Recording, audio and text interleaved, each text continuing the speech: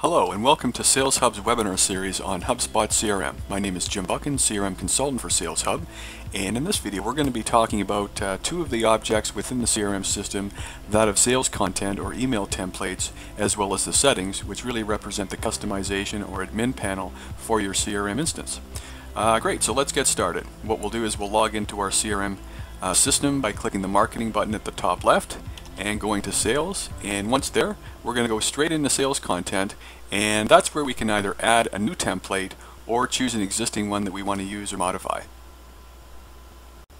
We can also select folders to save specific email templates into. To create a new one, simply click the blue button at the top, New Template.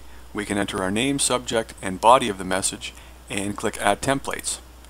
Once we created our template, if we want to use it, we simply go to any contact, click on the email, and you'll see a little button here that says Template. We would just select the down arrow, choose the template, and the information will be filled within the system. Another helpful aspect as to the CRM system is HubSpot's ability to remember where you were. So let's say, for example, we went away from the computer for a couple of minutes and came back blissfully unaware of where we were in the process, and we want to just quickly click on companies. The system would come back with a message asking if you wanted to save where you were or if you wanted to leave the page altogether. In this case, we're just going to discard our changes.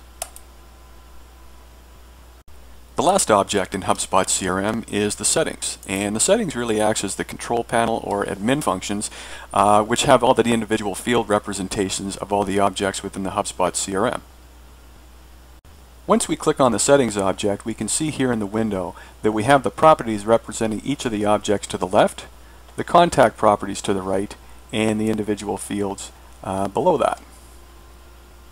If we want to click on another object and look at the fields or enter new ones, we simply click on the object in question and we can scroll down to see them. There's three different field types that are classified within the HubSpot CRM. There are those that are non-editable, or ones that come out of the box from HubSpot. There are the ones from HubSpot that they do make editable, and of course the custom fields that you can choose to put in based on your own sales process. Scrolling back up to the top of the page, if we wanted to enter a particular field for this object, which in this case is deal, we would simply click the Create Property button, give it a label. We'll call it email type, for example. Description, which is optional.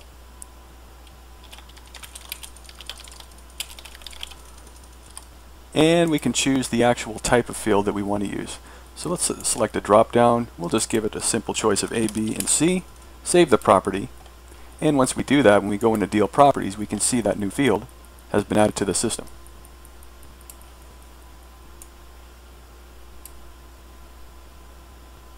In looking at all the particular fields in this specific object, which in this case is deal, we notice that there's one specific box that we have, but if we want to create our own property group, we can do that by clicking this button, and it's just calling it custom fields, for example.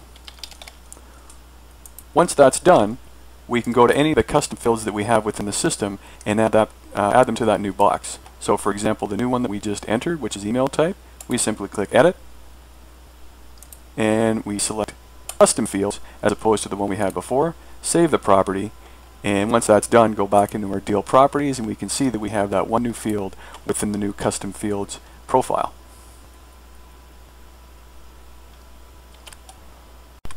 HubSpot CRM also gives us the ability to import data, and to do that within the settings object, we would simply click on Contact Properties, List Imports, click the link, and we can either choose or drag and drop our comma separated values file to import into the system.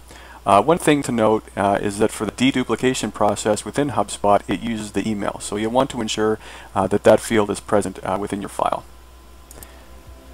So this concludes the sales content and settings objects for the SalesHub CRM process. We want to thank you for watching, and if you have any additional questions on the use of any of these objects, please contact us at www.saleshub.ca. Thank you.